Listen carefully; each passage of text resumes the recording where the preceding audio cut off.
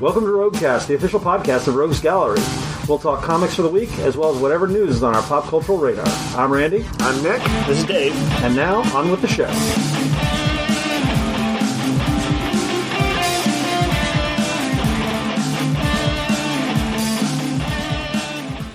All right, welcome to the Brave New World podcast, where DC and Marvel are the same company now, right? That's right. They've done one crossover in 30 years ish, and so now they're basically one company. The obvious thing is that they will all be one company from now on. But you know what? It's an exciting time. It is. It's nice. There's in a divisive world. Look, Marvel and DC came together. Dave, what's divisive? I don't. I'm talking about, like opinions on the ending of Game of Thrones. Right, and the Coke and Pepsi thing. The Coke Pepsi thing is still... You're right. Still deep in our hearts. If only we could come together as a nation and all choose Dr. Pepper, we'd all be better off. This is a rare case where the South is doing a little bit of the heavy lifting. So you don't get a lot of, hey, look to the South for different... That's right. But in the soda wars, they are very forward-thinking. But... we do, of course, have the sweet tea, unsweet tea wars going down here, so... if people do not know what we're talking about, Marvel and DC have put out the first of their friendly Batman-Deadpool crossover thing. Yeah, that will be a lot of what we talk about in the podcast today, for sure. The Marvel version hits this week, and Deadpool Batman and Batman Deadpool will hit in about a month. Yep, correct. Month-ish. But before we get to all that... Before we get to all that... Batman Day is this Saturday. It's true. So we will have, not only will we have Absolute Batman, a new cover edition of Absolute Batman that costs $1. Yeah. So you can get the first issue of the Absolute Batman series for $1. We will have free copies while they last of Robin and Batman Year One, Batman Robin Year One, another Batman book that I'm forgetting. You're saying there's going to be some Batman on Batman Day? And a Batman sampler. So you can come in, get some free comics, pick up $1 Batman. I seem to recall when we were getting these, suddenly I can't remember them either, but it was some good stuff. Yeah. I think they made some good choices. Now, sadly, the DC Marvel Mega Corporation is terrible at getting things in print, and the Batman #1 that just came out by Matt Fraction and Jorge Jimenez is out of print currently. Sure. So we won't have that. It'll be back. It'll be back eventually. It just won't be back for Batman Day. Right. But there's Absolute Batman. We should have Deadpool Batman that day, not for free, but around. And also, if you want to celebrate Batman Day with a graphic novel, there are roughly 1 million Batman graphic novels that we have. Just real quick, Batman Year One is like the best, right? Sure. It's like about the best. Dark Knight, I like a lot of Killing Joke, but not everything in it. Yep. But like any surprise Batman one, or like slightly off the beaten path. I'm sure if I go over there, I can see them. I will say I Matt Wagner's Monster Men stuff. Yep, I don't know if that's even in print. I read James Tynion's run. I got an omnibus of that and read some of that. That holds up really, really well. Yep. That's really good. There's like Batman Teenage Mutant Ninja Turtles, which is very good. I liked, with some quibbles, the Jeff Johns' quasi-sequel to Killing Joke, Three Jokers. I think it's a pretty solid, fun, dark read if you're kind of in that mode. There's a lot of Batman that you have not read. There's a lot of Batman. And I have a fondness for Tom King's Batman, even though it's... Okay. And that's now in a couple big volumes. Yeah, it's true. Yep. So come out, get some Batman, free or non-free. Yep. Ideally both. Get some free and then buy some stuff. It's good. Gail Simone, I always like when she posts about this. She's a cool... When there's free comic book day and stuff like that, she does remind people that free doesn't usually really mean free here. It means that we paid something and we're giving it out for free. Yep. And there's various people along the chain that are taking a little bit of a hit. But happy to do it. But it's super cool when people also buy a few things and all that. And you know what? Batman stood the test of time. He's worthy. This does remind me, with Diamond going under, there's been some questions about free comic book day next year. Oh, yeah. And I'm hearing rumblings from connected retailers that there's discussions going on that there will be some kind of free comic book day next year. Okay. We don't know exactly what, but it ain't going away. Good. And that tradition has basically more or less spanned the existence of our store. Yep, pretty much. And so one hopes that we can always find a way to do it. Yeah. I mean, we knew we were going to do something anyway, but definitely it'll be nice to have an official one. Yep. The clearance sale continues. We have a bunch of cool graphic novels and miniatures and board games and role-playing games, 50% off. I will say this, Randy, I don't know if we mentioned this to you, but the other day we realized we hadn't kind of culled the party game section. Oh, yeah. So we went through there, okay. And so there is some new additions in there, some good stuff. Yep, once again. Adding a couple. There are a couple of recent graphic novels that have some... They're too dented and dinged to sell, Yep. But if you want to try Predator versus Black Panther, or I think there's an Epic collection in there that are really, they're current, and we still have them on the shelf. They're a little beat up. Right. So if you want a good reading copy, 50% off. It's like when you get one of those, like you get a potato from one of those things where it's like, this potato looks deformed, but it'll taste delicious. Yes. DeformedPotato.com. Yeah. just think of this graphic novel as your own little deformed potato. I watched some old movies. I think that's what Bogart calls Katharine Hepburn. I'm a little deformed potato. Right, but it was kind of it was a term of endearment in the 50s. Right. That's because potatoes were so rare and valuable. Frankly, my dear, I don't give a deformed potato. Actually, and it's funny, in the 60s, you couldn't say it because it was a slur. Oh, no. It's okay, we reclaimed it, the potatoes. There's a bunch of games this week. Right, oh, yeah. Real things. Yeah. We got the Marvel Multiverse Avengers expansion. Immediately sold out of it. That's for the role-playing game, the Avengers expansion. Unfortunately, that did sell out immediately. I've got more on order, but we got shorted on our order. One of our boxes went to Taylor, Texas. Yep. So someone somewhere got a nice box of free graphic novels. This is what you call an exciting week in the lives of the comic shop retail business, when it's not unusual for things to not be delivered or to go to the wrong place or whatever. Yep. And I gotta say, like, a lot of our people, our distributors and stuff, do pretty good. Yeah. They do pretty good. Yes. But it's also not at all unusual for a goof up. Yes. And we try and pave over it as fast as we can so y'all don't notice it. Right. But this time you might notice. There are a few other RPGs that came in last week. Coriolis the Great Dark. Yep. This is from something Flat River, not Flat, something with an F. The Free League. Free League. Yes, Okay. Free League. Yeah. The people who do Alien Vossen. RPG, Blade Runner. What'd you say? Vossen. The Swedish death. For a minute, I thought you said Possum, and I was like, "What game is that?" Dave, No. no Possum game would sneak past you. There's no true. way that would be done. This one is the pitch is that the star portals are dead, Ship City is dying. You are explorers in a dangerous world. You're exploring the Great Dark. So kind of a foreboding sci-fi adventure. Yeah. You know, that sounds pretty Don cool. your Delver suit, step aboard a mighty great ship, and venture down the slipstream toward the unknown. You know what?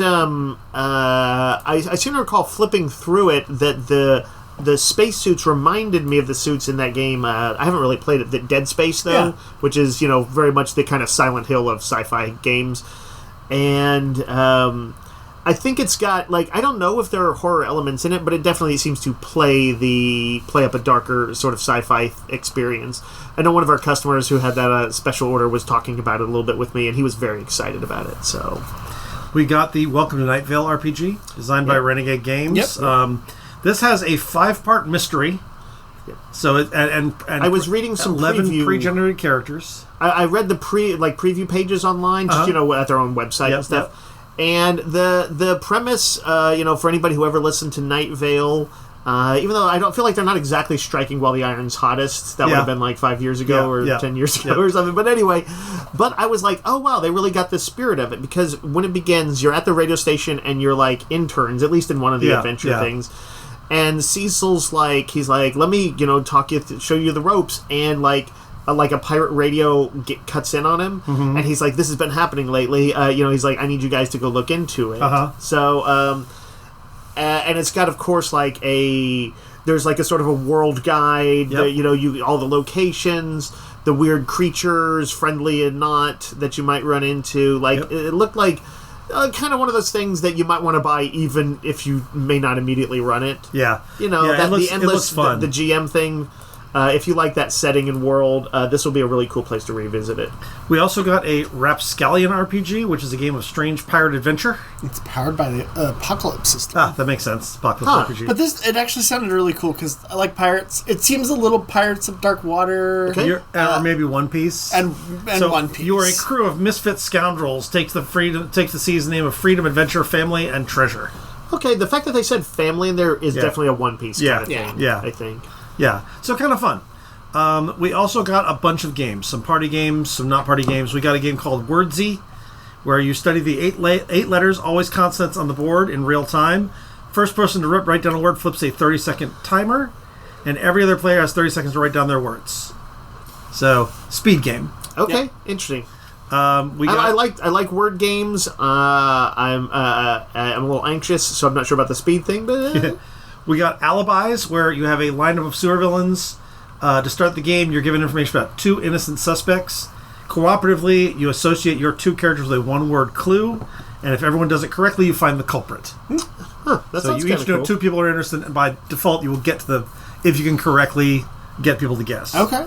A game called Slambo, which is a hand management game about sumo wrestling. Yep. You try to get your opponent to go above 10 or below 0 to achieve a Slambo. I love getting the Slambo. Yeah, we all do. For the Emperor, which is a 2-player duel game where you're sending out warriors to control the battlefields. You're controlling 7 different battlefields. Rotten Potatoes, no E, ROTT-N, so kind of hillbillyish. Okay, yeah. One must roast or be roasted. You flip your opponent's monsters to dominate the board. Use rotten cards to gain the upper hand. Gain more points to your opponent before running in spaces. This is actually supposed to be a young player's game. Oh, interesting. So it looks like potatoes are the theme of the day. I was going to say, who knew that potatoes were going to be our podcast? I will try and work it into the Batman Deadpool review later on. Okay. Deadpool kind of looks like a potato. There you go. Merchants of Magic, which takes place in the Set a Watch universe, which is another game.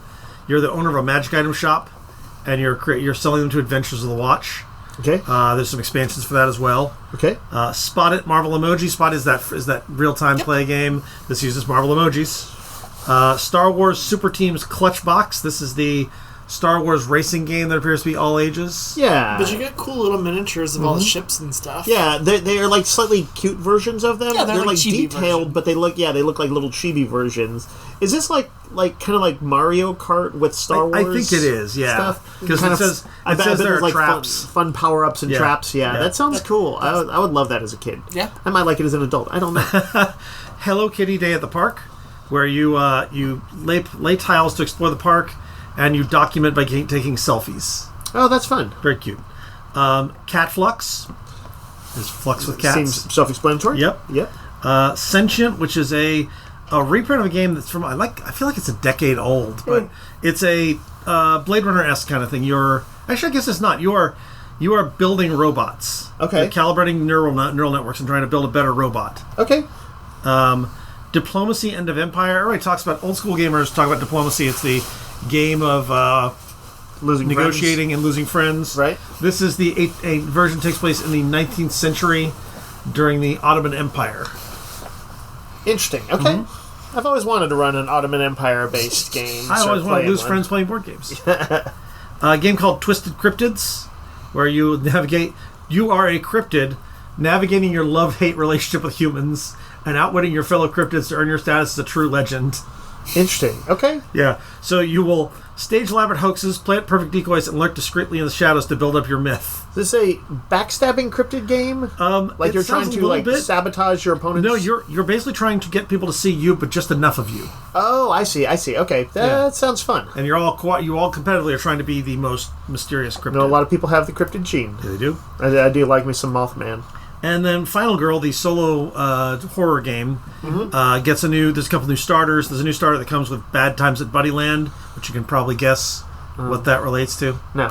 Five Nights at Freddy's. Okay. Yeah. And I feel like there's one that has miniatures. It's a couple deluxe sets. Yep. That is games. Let's talk about comics. And I guess let's start with Deadpool Batman. Yeah. We all really liked this. Yeah. I was shocked at how good it was. Me too, given that you and I don't like Deadpool. That's right. Because the main story is Batman Deadpool. But we also have, I think we can acknowledge Deadpool can be funny. Yep. Like, And they used him well here. They did use him well. He is both funny and like sometimes Batman treats him like a piece of shit. There's a great bit in here, and I don't want to give away too much, but my favorite part. This what sold me is Deadpool's fighting Batman on the roof with Gordon there, and Deadpool's like, I can't bring myself to murder you, Batman. And Batman says, at no point was I in danger of being murdered. There's a random bit early on where Bruce Wayne is contemplating like a scheme that the Joker's got going on, and it's kind of the iconic old school thing where he's like in his robe in his parlor, like mulling it over like he's Sherlock Holmes, and Deadpool comes smashing through the window, and he's of course jabbering away. And he's like, well, when I saw you in the shadows in your silk robe, he's like, I thought was in for a sight of aggressive self-love. There's a bunch of funny stuff in there. It is very well drawn by Greg Capullo. This is some of Capullo's best art. And so then the other thing about this that's kind of unique is that there's a bunch of backup stories in it. Yep. Everybody brought their A game. I feel like everybody really did their best. Even Frank Miller, who is far from his best these days, right? He gives people what they're going to want. It's kind of a fun, goofy story. It's not like, well, if you want old school Frank Miller, you're not going to get that. If you want kind of over the top, fun, goofy Frank Miller, what are we? It's Old Man Logan versus Old Man Batman, and it feels kind of like Punisher when he had Wolverine fight Punisher. Garth Ennis when he did that. Ennis, It is a ridiculous take on it, but kind of fun, ridiculous. But let's see. What else? Let's go through actually all of them. Captain America and Wonder Woman by Chip Zdarsky and the Dodsons. Yep. Set in World War II. Really interesting. World War II and beyond. I think that it ranges through some time. That one has a lot of possibilities. Yeah. Just like Randy said something interesting when you read this. I think you were the first of us to read this, Randy. You said you liked it and you kind of almost just wished you had more of some of them. I like all these stories, and they're all short, and they feel like trailers for stories. Right. So, but they're all good. There's also, for instance, Green Arrow Daredevil one by Kevin Smith, and I for sure feel like I want more of that. Yeah, getting Kevin Smith back in, that's a big get for them. Of course, he wrote both of those characters during some of their peak runs in those last 20 years. Jeff and Crypto by Kelly Thompson and Guri Huru. Incredibly good. So really fun. A literally 2-page story by Al Ewing and DK Ruan. Rocket Raccoon and Green Lantern, where they exchange program Hal Jordan and Rocket Raccoon. Yes. Really, it's just 2 pages, but it's really good. Right. Yeah. Rocket Raccoon gets to, for the exchange program, get a Green Lantern ring, and Hal has to go and, like, I don't know, be a guardian or whatever. It doesn't end well. It doesn't end well, but it is, like, a lot is packed into 2 pages. And the last one, I won't say what it is, but I will say it's the Return of the Amalgam Universe with a new character by Ryan North and Ryan Stegman, and that was the thing that most had me. I was like, "Come on, guys, do more Amalgam." This was a really fun little 4-pager. I think we are gonna get it. I think so too. I don't think they hinted that without having some follow-up game plan for sure. Well, we don't have the adversarial relationship with the editor-in-chief of Marvel and DC anymore. Right. There's no DiDio. Not yet. Because who do we have? Is it Marie Javins? Marie Javins and. C.B. Cebulski. Which I feel like they're kind of fairly reasonable people, I think. Yeah. What surprises me about it is my assumption had always been that the reason that they were kind of holding back on it for the last, 20 plus years was because of the movies. Was because the movies that they each put out, these could potentially make really so much more than the comics. Yes. And that they didn't want to ever accidentally do something that would kind of lead somebody potentially to the other side's movies, or be like, have them go like, oh, you know what, Batman is pretty cool. I'm going to go read Batman now, and it's nicer to they used to, of course, Marvel and DC had what you would call friendly competition, and sometimes a little less than friendly, but they had done crossovers since the 70s, I think, and up through the 90s, and then it just stopped in the movie era. And the movie era is still going on. They both, they just relaunched a new DC Universe. So I don't know if they just both kind of realized that it would help both of them. Yeah. Or maybe they just decided to play nice and they're like, you know what, the movies can be the movies, the comics can be the comics. I think people have been clamoring for this. Yes. And here's the thing. I feel like it delivered. Yeah, it really delivered well, and it has me excited for the DC version, which will have still Deadpool and Batman, and we think will follow up essentially on the events of this one. And it'll have a bunch of other new characters as backup. So there'll be that to look forward to in a month-ish. Yep.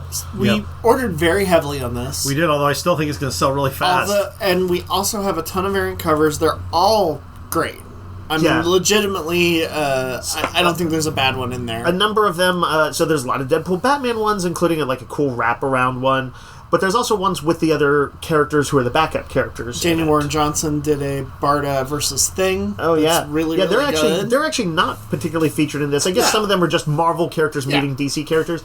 But yeah, that Barda one was so cool because, Daniel Warren Johnson, anybody who's seen really any of his comics, but in his Transformers lately, knows he likes to draw some rough, dust-up fights. He loves wrestling and stuff. Yep. And the Thing and Barda are just clobbering the hell out of each other on this one. It looks so cool, though. I love the Jeff and Crypto Girahuru cover as they exchange toys. The covers, it's going to be tough to pick a favorite. Yeah. There's a sexy cover by J. Scott Campbell. It's got Psylocke and like Huntress on it, I think. And then there's Catwoman Magic. Oh yeah, that's Art Germ. Yep, that was a good one. Yeah. Yep. What I love also, they don't do just the obvious picks that you want. Yeah. Daredevil and Green Lantern, Green Arrow is kind of an odd pick instead of doing Daredevil, Batman, or but they are. Green Arrow, I mean, Hawkeye. obviously they did it because of Kevin Smith. Sure, but also but they're kind of street level heroes. Yeah. But like a cover that's got Catwoman and Magic instead of Catwoman and Black Cat, or like I like that they went a little bit off. I agree. All right. We got a Marvel Zombies Red Band, number 1. Oh, right. This is, we can't read it because it's by... it's polybagged. It's polybagged. Do you happen to have the solicit in front of you? I do. Let's see. It's written by Ethan S. Parker, who I don't know who that is. Oh, he wrote the book Kill Your Darlings for Image Comics. Oh, okay. Along with his co-writers Griffin Sheridan. Indie community. Art by Jen Bazaldua. It says the dead rise again for the first time. Dave, you reminded me, I'd forgotten this, that in the original Marvel Zombies universe, the Fantastic Four were the point of inflection. Like, they went out of space, they came back with zombie from the Ultimate Universe, I believe. Yep. They found them, and then they, like... So it was really kind of originally the first Marvel Zombie stories was the story of their own dimension, but they incursioned into the Ultimate Universe, and... do we know yet if this is that universe? So this says... it makes it sound like the FF test flight with zombies. You travel back to the birth of a Marvel universe parallel to our own, but chock full of horror since its very inception. So, yes, this is the Fantastic Four return. This is how the zombie thing happened. Okay. I guess we have not seen that story before. Yeah, I don't know that we have. So this is going to be the story of, like, the Marvel zombies taking over. And it's red band, so they can show the bites more bitey. Yep, more bitey. I'm curious about this. When they put it in a trade and I can read it, I will definitely give it a look. If you are a Marvel Zombies fan, there's a Marvel Zombies animated series starting next week. Look at that, synergizing as if for Halloween. So this is a little bit of a weird one, but we have a DCKO sampler. It's an ash can. It's like $2. It is promo material, but it's also got some really interesting stuff. I didn't even realize. I thought that was like a freebie or something. No. It does have a little cost. It's a little cost thing. But it was a kind of a cool read. It's got the first 5 pages of DCKO, which is the third part of the death metal trilogy that Scott Snyder's been doing. And from what we can tell, it has an almost, wouldn't you say, like Street Fighter or Mortal Kombat concept? What I was going to say is Snyder is going to be writing the event. Joshua Williamson, who's currently doing Superman, is going to be doing the tie-in series. And there's a conversation between the two of them about what's going on here and how the tournament happens and why the heroes are going to fight each other. And I got to say, as a concept, it's a pretty good concept. Yeah. The Superman on the first page of the preview is sporting some fight gear. Yeah. I guess some fighting knuckles. Yep. I actually don't want to quite say what it is that makes them special, but it's kind of fun. I have the feeling that the tradition of Mortal Kombat and Street Fighter have always been based in the kind of was it that Bruce Lee movie Enter the Dragon? Enter the Dragon, yeah. Where there's like an evil genius who's got like an island fortress and people go there to fight and train and stuff, and they send people to infiltrate it. There's always been some version of, well, how do we get these people to fight? Yeah. Including sometimes people who are on the same side have to fight each other. Yeah. And this seems to be, I think in that spirit, and it looks like it's going to be like those ones. Pretty fun. There's a reason why people like Superman and other people are going to throw down as brutally as they possibly can. Right. And I'm like, that's a clever bit to do. It's a story reason. Yes, it is kind of ridiculous, but I think this is the embrace the ridiculousness. Yeah. Anybody who's seen death metal and DC metal kind of knows that's already been kind of part of the hook. Yeah. There's Batman, the Batman Second Night by Dan Jurgens and artist Mike Perkins. That's like the period piece Batman, right? A sequel to Batman the First Night. This is set in 1940. Yeah. And yes, it is like a noir alternate world Batman. Yeah. Very, very nice art on these and oversized. Yeah, it's got that. I remember the first one had that sort of detailed art and very cool period piece. Yep. All the old school cars and really meticulously researched. I want to say that was in 1938, which is where Batman was created. Right. This is like 2 years later. Okay. So yeah, Star Wars Boba Fett Black, White, and Red. This is another anthology series. However, They're doing a slightly different anthology. Each issue will be a complete story by somebody else. Yeah. Not like multiple stories in it. Stories. This one is by Benjamin Percy and Chris Allen, and features Boba Fett doing his Boba Fett things. Yep. What was the one that I remember reading that was, I think, similar? Darth Maul. Darth Maul, yeah. That Darth Maul one was really good. Yeah. And they did the same sort of thing. Yep. Each issue was its own story. Yep. We've got TMNT Casey Jones #1. This might be Casey Jones' first solo series. I want to say he's had at least a mini-series back in the day, or maybe it was a one-shot. But this follows directly on the events that's going on in the current Ninja Turtles comic, which is he got shot. Yep. And not like superhero shot in the arm, but like he's in the hospital. He's been recovering. It's been weeks. And as it begins, he's kind of like chomping at the bit to get back out and kind of kicking ass. Yep. And there's sort of a question of like, hey, are you okay to do this? Are you healed up yet?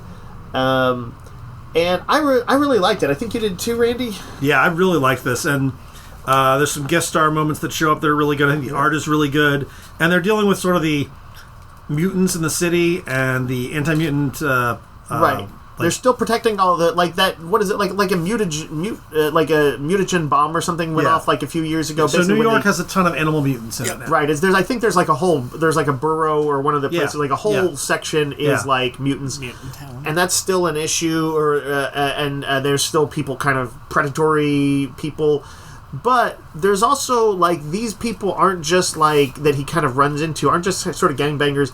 They've got sort of their own, like, they're juicing on something that may be, like, related to it, and there's a mystery. And I don't know, I just thought that, I was like, the writing is weirdly good on this. It's not just, like, Casey Jones is going to kick some ass. If you want to see this dude hit somebody with a hockey stick, you're going to do that. And I do. But there's also some, like, it's interesting to see, like, Raphael, generally a bit of a hothead, saying, like, hey, dumbass, you're not healed. And there's some interesting stuff in there going on. I think I've just always liked Casey Jones. He is a good bro hero. He's a genial bro. He's a bro genie. Yes. Ignition Press, the new publisher, has their second series, Voyeur, this week by Leah Williams and David Baldion. Really nice artwork by Baldion. Yep. This is sort of a tense thriller kind of thing. There's a guy who's like watching this beautiful heiress or something who he's watching on the security cameras of her own home. Yep. And there's sort of a question of what's going to happen. This is very much all set up, but I'm really curious. And you said it looks like that somebody enters into his life that may be like, oh, this is somebody he's perved on, but like maybe is trying to play him. Yeah. So there's these kind of noir-y twists going on, which sounds fun. It's sexy noir-y twist. I think it is going to lead into sort of a heist kind of thing. So interesting. Yeah, but good, intriguing first issue. Magic the Gathering has moved from Boom Studios to Dark Horse. This is by Dan Waters, the guy he's kind of everywhere right now. Oh, it's just their first time at Dark Horse? Yep. Oh, interesting. And this is some of the gods of their Greek world, Theros. Oh, yeah. And one of their planeswalkers, Elspeth, is sort of at the mercy of these various dark gods. Stellar artwork. Really nice art, really interesting. Very, very, kind of dark, what Dan Waters tends to write. So if you want some good exploration of those mythos. David Lapham returns to comics. With for people who don't know, he was he broke out as a crime writer in the 90s, both writing and drawing. And he was also of course the artist on Warriors of Plasm, the best comic ever. That's true. Just ask us about Warriors of Plasm, and we'll tell you for hours. More gore for the orc. Yep. Does he write and draw this one as well, Randy? Yes, along with his wife, who co-writes. Right, I believe she's been part of the team for a bit now. So yeah, this all takes place in a place called Port Linden, which is they have a bridge between them and I don't know where exactly they are, maybe northern Canada, but they have a bridge between them and civilization, and it is like the focus of the economic lifeblood of the town. And there's this really awful woman who basically controls it. Okay. And this takes place at the start of the day before a new bridge is being opened that will sort of loosen her grip on the town. She and the sheriff have some battles going back ways, and the sheriff is sort of getting involved in this. And then some big stuff happens that's going to lead to there's maybe a conspiracy. and some sabotage and other stuff. A lot of characters, a lot of stuff happening. I don't know exactly where it's going, but it's really an intriguing first issue. Nice. Randy, would you recommend it to kind of people who are like into like Ed Brubaker type stories? Yes and no. It doesn't feel like... I know it's not like Brubaker exactly. It doesn't feel like Brubaker stuff. It's different. Okay. But yeah, if you like crime stuff, you want to give this a shot. Simon? I don't know what you're saying. Kudransky? That's his name. His name is spelled Szymon. Simon? I think it's just Who is this? He is the creator of No Man's Land, a new book from Image. He previously did that book that I don't remember the name of. Specials or something like that. Anyway, the premise of this one is good. I remember writing up the sign for this, and I thought it was cool. There's a frozen bridge between the U.S. and Russia, right? Yeah, is that a true thing? I don't know. It sounded true that like for a few months of the year, the sea freezes up, and essentially you could walk across a land bridge or an ice bridge, and they call it like the ice curtain or something like that. And it's No Man's Land because neither America nor Russia has it. But there's like a murder. So there's a murder on it. Something epic is by the name of this guy's previous thing. So, that is a cool premise. Good premise. Yeah, points to that. Creepshow gets another #1, Volume 4. If you've been enjoying the Creepshow stuff, this has, I can see, is that Eduardo Rizzo? Yeah, Eduardo Rizzo art. We're hip deep in September, right? The prelude to October. So you might as well start getting your horror stuff on. That's right. Blade Runner Black Lotus Las Vegas. This is the new story in the Blade Runner story. This is the one that comes out of the manga. Or not the manga, the anime, yeah. What year is that this one set This one is 2032. 2032, so 10-15 years after the original one, because I think that was like 2017 or 2018. 2019. Yeah, what we call like 7 or 8 years ago. Yes. Yeah. That was the old times for us. Yes, the bad times, the all or nothing times. We've got new printings of Absolute Batman and Absolute Wonder Woman. So, Absolute Batman 1 through 7. Yep. Absolute Wonder Woman 1 through 11. Yeah, I think we had talked about this before, that they were going to do... There was a week that was going to hit that was going to have a bunch of them, and this is it. This is it. So, you have your best chance right now of getting most Absolute Batman. We are currently out of 8 and 9, though we have them on reorder. Yep. Number 10 is currently out of print, but I'm sure they'll reprint it. So, we've got a big stack of these. Yep. A lot of people have come in over the last several months, and they're like... Hey, do you have the first issue of Absolute Batman? And like, sometimes we do, sometimes we don't. We're always reordering it when we can, but it's always selling out. It's been through a zillion printings. We ordered what we thought was a lot. It'll probably be gone faster than we want it to be. Yeah. And I think this is a good time to, like, if you've got some friends who've maybe heard the buzz on it and been talking about it, like, you can go ahead and come in and get, like, all the early issues right now. Yep. This is a great time to do it. We also got reprints of Transformers and Void Rival #1, which are bagged and come with cool sound chips. So, like, you open, we assume it is the Transformers sound effect. But it could be Optimus Prime going like "till all are one." It could be, or something like that, or it could be Optimus Prime going, "Get 99-cent cheeseburgers at Wendy's." What if it's Optimus Prime doing "Yo Mama" jokes? A different one for each book. Megatron, yo mama's so fat. Kind of against character type, but I liked it. They're bagged, so we don't know. We can't speak to it. I think it's very likely it's the Transformer. What if it's Starscream listing all the swear words he knows? I mean, that'd be cool. What if it's Soundwave ranking his top 10 favorite post-pop punk bands?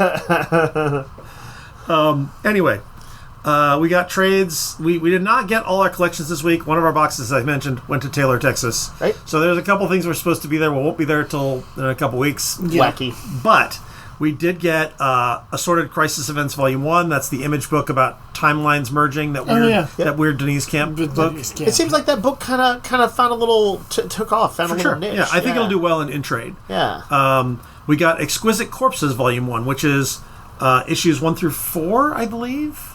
Oh wow! It's already the trade of that. Wild. Yeah. That's Tinian's book, in which you find out that ultra rich families are secretly once a year they hold a battle. They hold a sort of battle of their champions who are crazy serial killers, and they close off a town, and basically everybody in that town's going to die. Right. Nobody knows this is what's going on, and the town just experiences total chaos. It's kind of the Purge meets Battle Royale meets something but else. But it's like, instead of like everybody knowing about it like in the Purge, it's like it's a secret rich man's game. Yeah. and you try not to get caught up in between. I don't know how this could have any relation to current events. I don't either. It's actually a great premise, though. It is, and it's, as usual, it's got kind of one of his cool and memorable ensemble casts. Yep. I think he tends to write kind of banger first issues. Yep. So it's going to be a good first volume. An easy recommend, I think. Yeah, for sure. Recommended, and also volume number 5 comes out this week. Oh, so you could hop jump right over in. to the I single believe issues. I'm looking up the trade to see if it actually says 1 through 4. It's 1 through 3. So you have to get number 4, Okay. which we don't currently have, but you will be able to get it. Yes.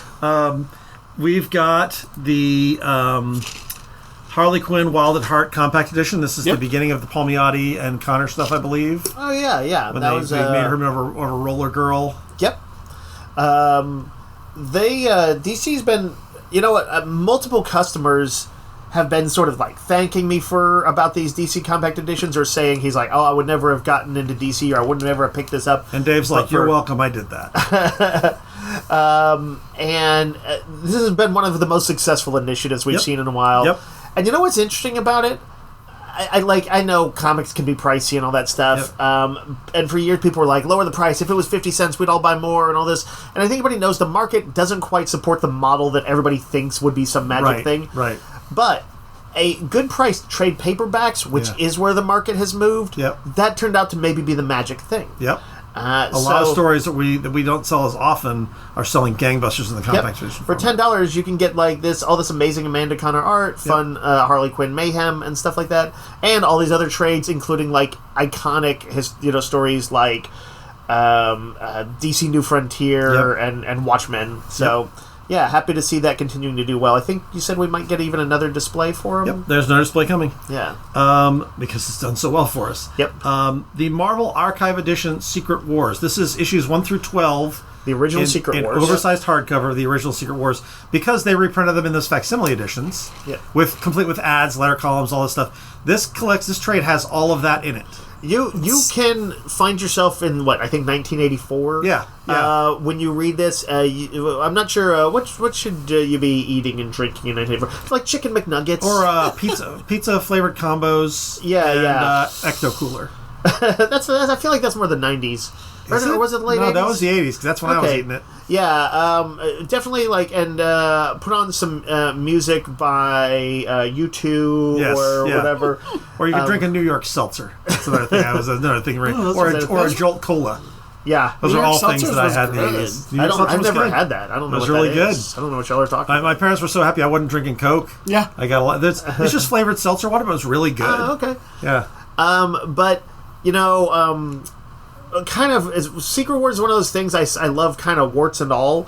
Jim Shooter wrote it, and it's got a few things in it I don't think are great, but it also really set the tone for kind of how to do a crossover right. For sure. The characters, there's always interesting stuff going on. There's multiple subplots, and they're all fun, whether it's what do you call it? The heroes kind of fracture in it. When they get to Battle World, it's like the X-Men kind of go off on their own, and they're secretive. What is it? Who are the Wrecking Crew? Yeah, the Wrecking Crew. They kind of form their own posse. Doom is trying to usurp the Beyonder himself, who set the stage for this, and get his power.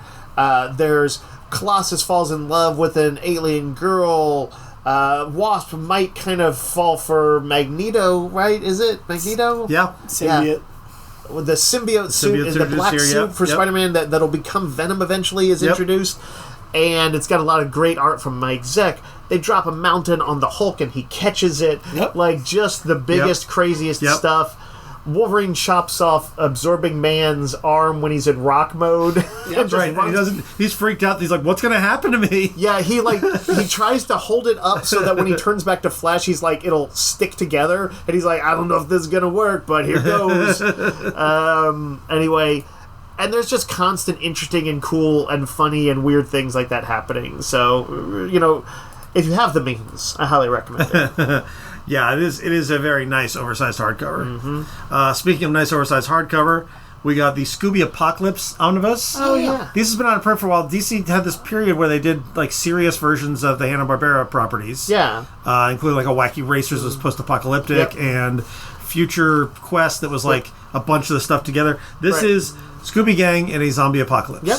And it's like serious, but I believe this one struck a tone where I want to say, did Keith Giffen write or co-write? I think that's correct. I think it was did. Keith Giffen. And I think he kind of wrote it with some fun, kind of like dark, but not extreme, not pitch black humor.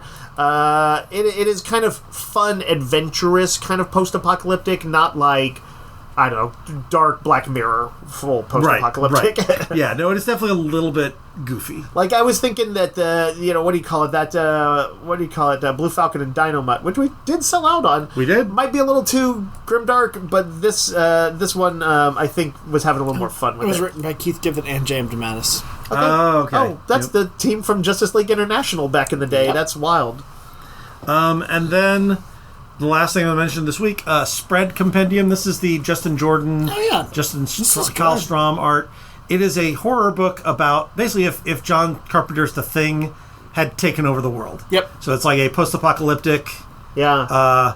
The Spread is this sort of this evil entity, and I believe the book is about sort of lone wolf and cub style. There's a person who has a kid who might be immune to its effects, and I don't know. He has to get him somewhere where they're researching at these things. Yeah. It's really good. It's been out of print for a while, so it's nice to have it in one big compendium. It's a cool premise. I forget who drew it, but I remember the art was Kyle really good. Strom is his name, I believe. Okay, yeah. I remember it was really good. Yeah, it's really nice art. So, yeah. All right. I believe that's all we have this week. We don't have any like big news or trailers or stuff to talk about. So we will... oh, right. Did we talk about everything else? Did I miss any single issues? Nothing... like vitally important. Like there's new issue of Battle Beast, G.I. Joe, really good issue of G.I. Joe. Yeah, I didn't talk about the other stuff that I had. Yep. So Justice League Red #2. Yep. Continues to be intriguing as we find out how what the deal is going on with Red Tornado's secret Justice League. Yep. And they go on some missions for him. And I like the team, by the way. It's got like Power Girl, Cyborg, and Simon Baz, the Green Lantern. I believe they add a new member on this one, or maybe who's done the art? I really like it, but I don't know that artist immediately. I don't either. It's Clayton Henry. Oh, okay. Yeah, He's done some good stuff. Yeah, there's a new character in here that I didn't know. Correct. Yeah. I didn't recognize her, but I'm like, oh, interesting. Second issue of Godzilla Escape the Dead Zone, which is the post-apocalyptic Godzilla dealing with a guy who's a human kaiju hybrid. Nick, I believe you mentioned the Cult of Mothra, which is something that interests me. I like that. Predator Kills the Marvel Universe #2. I really like this series. It's dark, but it is basically a Kraven advising a group of predators so that they know what to do, and they're going after they go after Magneto because they know that he's the one who could turn their vibranium into a weakness. So they shut him down before they know they're being attacked. They lure some of the Avengers into a trap. Randy, this is not in continuity, right? So they can kill people. They can. Oh, they are. Okay. Yeah. It's fun so far. Uncle Scrooge, Earth's Mightiest Duck #2. This is Jason Aaron's weird multiversal time traveling Uncle Scrooge story. Yep. Nice art in this one, really beautiful. Yep, and it's clear that Aaron, like you've said before, has a lot of love for the character. So yeah, please, I think it's doing pretty well too. Battle Beast #5, another blood-soaked, hilarious. It is consistently darkly funny. Yep. This has the backstory of the sort of alien prince. Yeah. Who has been just an upper torso for most of the series run. And but is trying to sort of reform his body and do some stuff in this, and you kind of find out his backstory.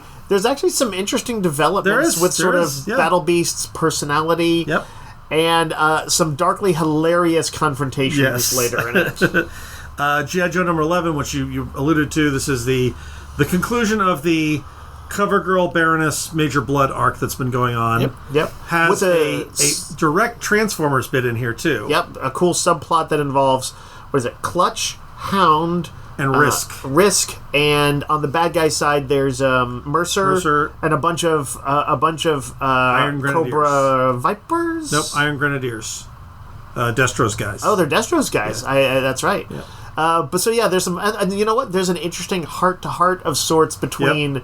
Not so much heart-to-heart, but maybe all cards on the table between Destro and Cobra Commander. Yep, I like that. Where it's kind of like, all right, you're playing me, but I know you're playing me, and like, but if you're gonna try and play me, he's like, don't do that. Let's, but tell me what you're doing, and I'll back you to a degree. Yeah. Like, it's interesting to hear them negotiate how they want to work their villainy together. I kind of, Randy, we talked about, like, Larry Hama had a special set of skills with those original G.I. Joes.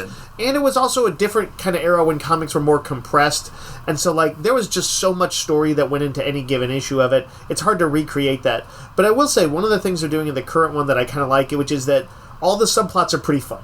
Yeah. Like, whenever they cut away from something, I'm always like, oh, good, let's catch up on what's happening with so-and-so. So. Absolute Flash number 7. I've been a little down on this book, and actually I think it's kind of winning me back over.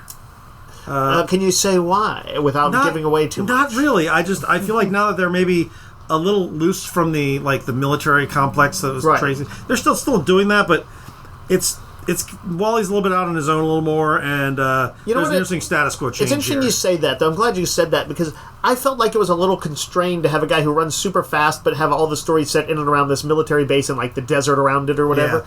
Like, that just feels a little constrained for Flash.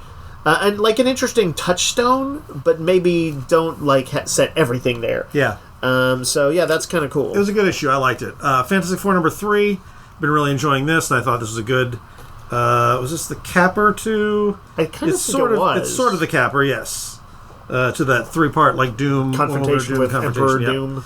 4th issue of Crypto, Last Star of Krypton, which comes with a warning from the writer of "This is sad. Read it with someone to hug nearby." And it is. If you're a dog lover, I don't know that I recommend reading this book. I'll say this: I need to read this and try it out, because I don't mind reading a sad story about an animal. I've watched many a movie or TV show where the animal dies or something like that, and I can cope with that just fine. To Crypto. Yeah, they're mean to Crypto.